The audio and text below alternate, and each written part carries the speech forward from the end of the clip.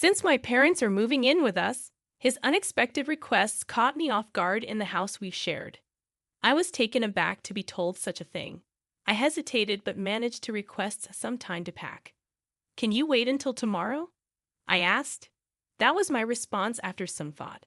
Coldly, he replied, Fine, I'll stay in a nearby hotel until then. I don't want to see your face. I wondered where he planned to get the money for the hotel from our joint account, but I decided not to ask him right then and remained silent. If you leave any of your stuff, I'll throw it away, he said as he opened the door. I watched him leave and let out a deep sigh. I'm the one paying $1,800 a month for the house mortgage. Sometimes I wondered if he truly understood that. I pulled myself together and contacted our daughter Anna. Anna, I need to leave the house for a bit. Can I stay with you for a while? Sure. I'll come pick you up tomorrow. Thank you so much, I replied, feeling grateful for her words. I dialed another number. I felt like George had been looking down on me, so I decided to give him a lesson. In the end, George had a tough experience. My name is Sarah, I'm 51, and I spend my days working hard at work and at home. I live with my husband, George. One day, I met him through an acquaintance, and before I knew it, we were married. At 23, we were blessed with an angelic daughter, Anna. However, George hardly ever paid attention to Anna, and I was mostly the one taking care of her.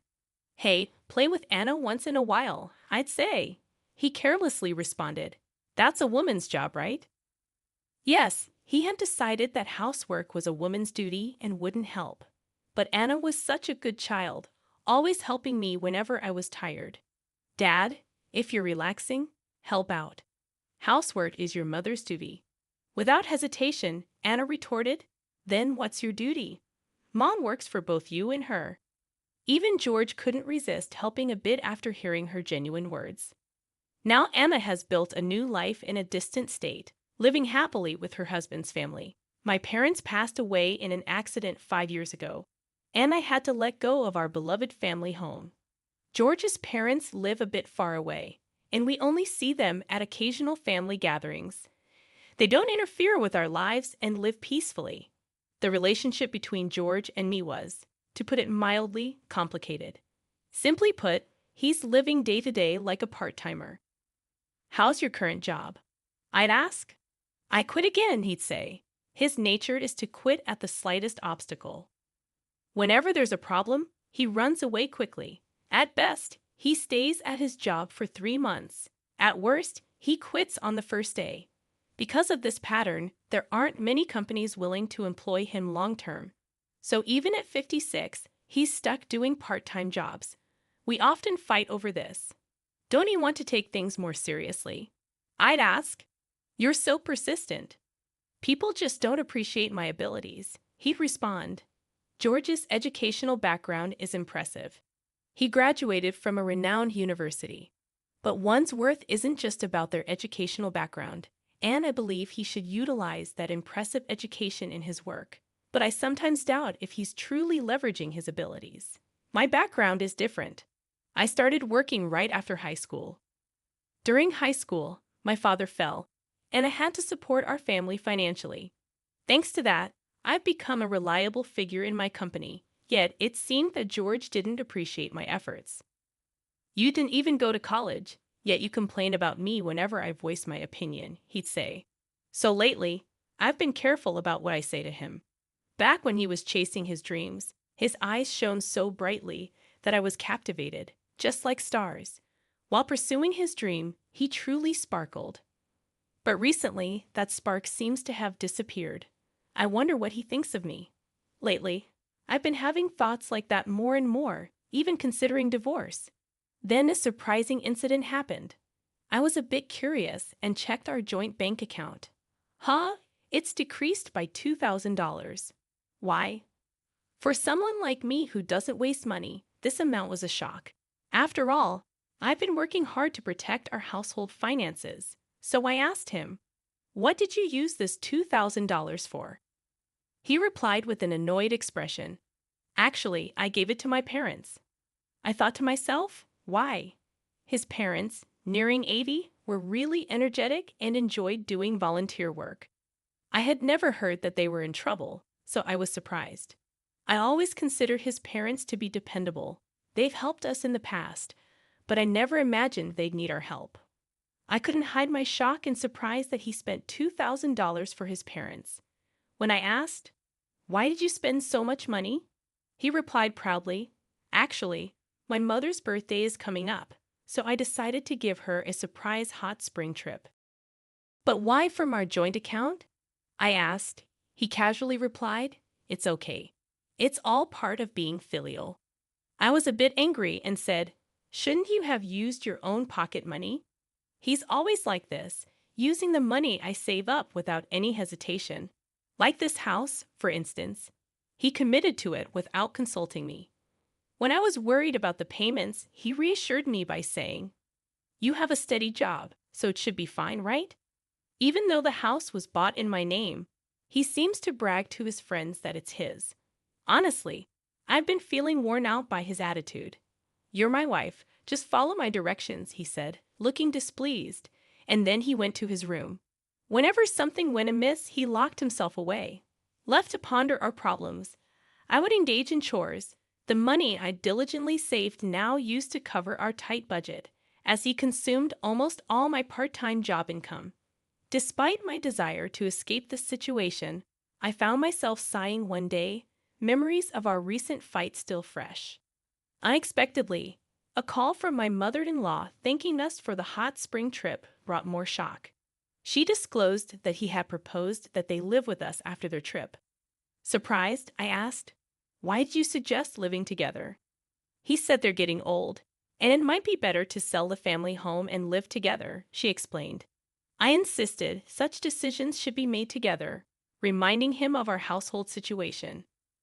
In anger, he snapped, "You're so annoying. If you're not satisfied, do whatever you want." Speechless, I witnessed him hit the table in anger.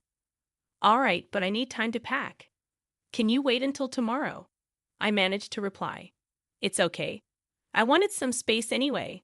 I'll stay at a hotel for the next couple of days," he replied hastily, concerned about where he would get the money for the hotel. I feared it would be from our joint account. As he left in a hurry, threatening to throw out any of my belongings left behind, I felt drained. "Don't you know that I'm paying a monthly mortgage of $1,800? I muttered to myself. Deciding to seek refuge, I contacted my daughter, Anna, who lives in another state. "Hello, Anna. You won't believe what happened," I began, and she responded with her usual kindness. As I explained the sudden arrival of his parents and his demand for me to leave, Anna expressed her shock. "That's troubling, but if there's any way I can help, let me know," she reassured. Her comforting words lightened my heart. I was wondering, can I stay at your place for a bit? "Of course, don't even ask. You're always welcome," Anna replied warmly. Grateful for her support, I took a deep breath. After hanging up, I decided to go to Anna's place, but it wouldn't end there.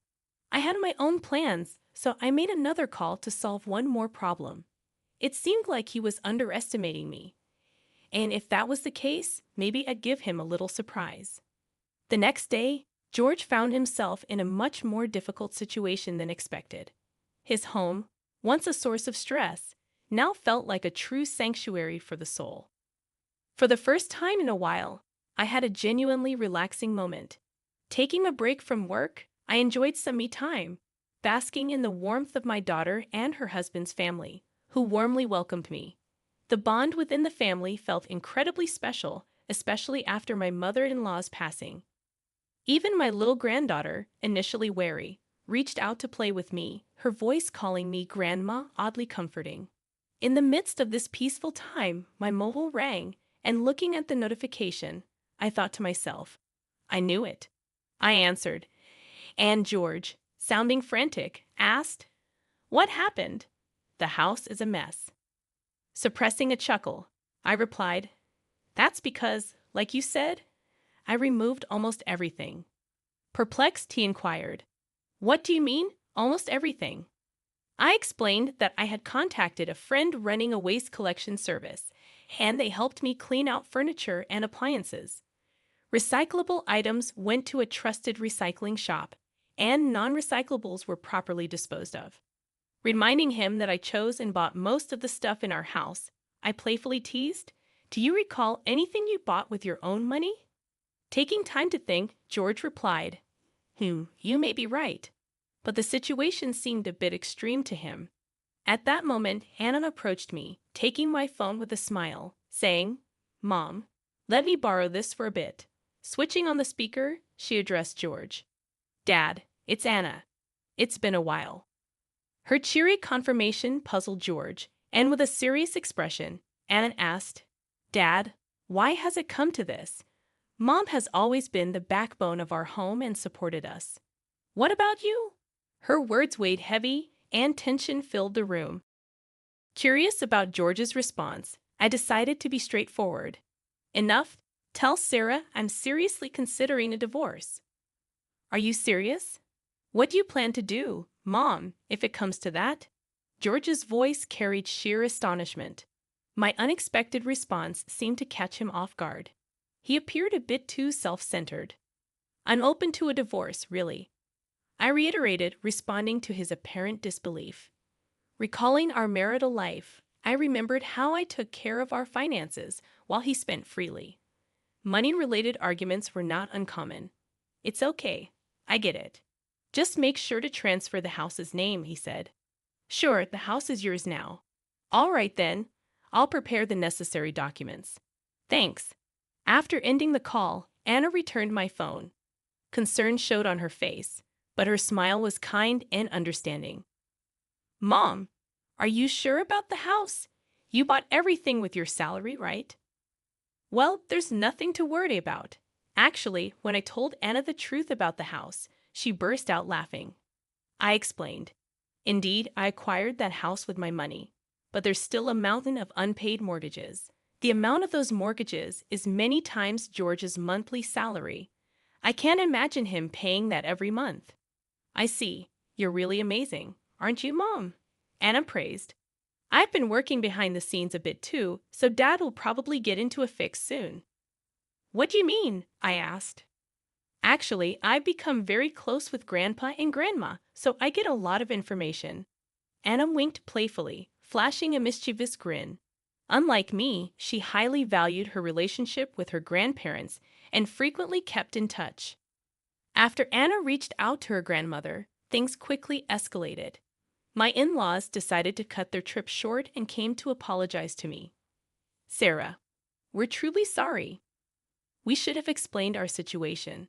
They gently elaborated on the recent chaos. The decision about selling their family home was true, but the reason behind it was because they were planning to move into a senior facility. They were currently waiting for a room to open up in the retirement home, and for the brief interim, they needed a place to stay, which happened to be our house. Upon hearing their wishes, George suggested they all live together with him. Although my in-laws were worried about causing me inconveniences, George told them Sarah fully agrees. In fact, she suggested it. Thus, they seemed convinced to move in. However, I never agreed to any such thing. My relationship with my in-laws was quite ordinary. I would never make such a bold proposal. So, it was all Dad's cunning idea, Anne remarked, looking exasperated. My in-laws, resembling parents apologizing for their child's mischief, seemed deeply remorseful. Afterward, they were furious at George. Their eyes brimmed with the question, "Why would you do such a thing?" They concluded by seemingly cutting ties with their son, distancing themselves from him. Later, they deeply apologized to me and left in a somber mood. Honestly, I think my in-laws are decent people. They seemed financially stable, having aided in George's expensive university fees. "Hey, do you think Grandma and Grandpa's parenting style is a bit too liberal?" Anna asked me curiously. "Why do you think that way?" I responded. "Well, they could see Dad not working, but they didn't say anything. Plus, he seems to have inherited their personality." True, George always appeared quite indifferent towards me. My in-laws seemed absorbed in their volunteer work and hobbies, drawing a line between them and our family. However, maybe that's not unusual. I was always worried about you, Anna, and occasionally called you. Perhaps my in-laws' leniency influenced George's selfish behavior, but George is an adult. He shouldn't let little things upset him and should act responsibly. It had only been a month since our divorce when my phone rang again. I noticed George's name, someone I considered part of my past, with a slight frown. I answered, "What now?" "We have nothing left between us." "Listen, it's about the house mortgage." Panic and confusion filled his voice. Apparently, he had received the next mortgage statement. I had diligently paid $1,800 every month, but he might have been unaware of the amount. "It says $1,800 a month. Unbelievable." "Yes, I've been paying it properly. You graduated from a good school, right? You can manage that, can't you?" I could understand his shock. George's income was just over $1,200 a month, and given his spending habits, he barely saved anything. Although most items in the house were gone, he managed with things he received from his parents. However, he wasn't good at housekeeping and ended up spending money on eating out and laundromats. For him, a mortgage surpassing his income would be tough. Are you surprised that I, a high school graduate, can pay $1,800? Well, kind of. You see, even as a high school graduate, I worked hard steadily, getting promotions. I realized the importance of perseverance. That's impressive, but it might be tough for me. It was your choice to be in this situation. Stop blaming others and take responsibility. When we divorced, we had clearly discussed the mortgage and other details. It was a given that George would pay for it if he continued to live in that house. By the way, his parents seemed to have moved to a senior facility. When George reached out for help, they firmly told him, "You're an adult. Take care of your own affairs." "Sarah, won't you reconsider? Let's start anew." "Wait, you're kidding, right? We can't be together anymore." "Then how am I supposed to pay off the mortgage?" "That's for you to figure out. When we were together, I paid for it, didn't I?" Hearing his frustrated voice, I thought to myself, do your best. His future decisions and actions were up to him. I changed my settings so that I wouldn't receive any more calls from him. I had just started on a new path, so being pulled back into the past was truly bothersome. "Hey, did you get any call from Dad?" Actually, yes. Despite never truly apologizing, he asked if we could get back together. I could see through his words, though. It's all about money. Oh, maybe that's why he contacted me too. After I rejected his proposal, it seemed he had been contacting Anna numerous times. Despite always being weak in front of Anna, him persistently trying to contact her might mean he was genuinely struggling. I told him that this is the result of his actions. Exactly. Also, now that you finally have the peace you deserve, Mom, I told him sternly not to cause any more trouble. "Thank you so much, Anna. I'm so happy to see my daughter grow into such a considerate and wonderful woman. I felt proud of her." "Hey, Mom, I've been wondering, do you know what Dad was spending his money on?" "Why do you ask? Didn't he frequently spend money on gambling?" At that, I couldn't help but chuckle. George's income wasn't that great, to be honest. Now that I think about it, maybe he was sometimes grumpy because he lost money due to gambling. That's true. On the days he actually won, he would sometimes buy special treats. His personality was perhaps a bit simple, but I wonder why I even married him. I chuckled at the naivety of my past self. When my friend introduced me to him, he seemed to sparkle. But Anna is smart. She learned from my experiences and chose someone opposite of George, someone truly kind. Anna's husband is family-oriented, spends weekends with her and their daughter actively, and has a high position at his job, ensuring a stable life. He loves playing with his daughter during his free time and occasionally checks up on me. You really chose a good man. Do you think so, Mom? Thank you. As she spoke with a beaming smile, she looked genuinely happy. From now on, it's time for you to enjoy your life more. I'm getting older, though. I'm not sure where to start. Age is just a number, Mom. You can still find a lot of happiness ahead of you. Hearing Anna's words warmed my heart. I suddenly hoped for someone understanding, like Anna's father-in-law, to be my next partner in life. Just then, I heard my granddaughter calling out to play. "Grandma, come play with me." "Oh, have you been waiting to play with me? Let's play together." Surrounded by Anna's joyful family, I too was smiling. I'm glad that Anna is blessed with such a wonderful family. Changing the topic, Anna said, "It seems George faced financial difficulties and had to sell a house. He used the money to pay off some debts, but moved to a cramped apartment. He struggled to find a stable job, and his debts only grew. Eventually, he couldn't even pay rent and ended up living on the streets. One day, I heard shocking news that he was taken away by a shady group. His path was indeed a result of his own choices. George's parents felt deeply remorseful. They didn't want to burden me anymore. They sold their house and used their savings to pay for a facility. They also ensured their inheritance would go to me. I don't need this much money, I told them, but they insisted it was their apology. In the midst of all this, with a bit of financial freedom, I considered moving out of Anna's home. "But, Mom, you can stay here. I certainly don't want to bother you and your family, Anna. Actually, my husband and I were talking about living together with you." "Really? It seems you've always cared for me." After discussing it with her husband and father-in-law, they planned to invite me to live with them. And then I received the invitation at just the right time. So, Mom, don't be too concerned. Just have fun playing with the kids, okay? Thank you, Anna. My granddaughter had taken a real liking to me due to Anna's husband's background of being raised in a single-parent household with his father. He warmly welcomed me into their home, and his father-in-law also expressed his wish for me to live happily. With that kind gesture, I decided to move in with them. Previously, money was tight, so I had to work. But now, with the help of Anna, her husband, and her father-in-law, things have become much easier. And here's some exciting news. Anna is expecting her second child. In the meantime, I've been helping around the house, playing with my granddaughter, and spending my time that way. Anna's father-in-law also helps with household chores just like me, so we have a fun time together doing things around the house. Whenever I do something, the family always says thank you, and that makes me very happy. Unlike my previous husband, this family openly expresses their gratitude each time. I truly feel fortunate.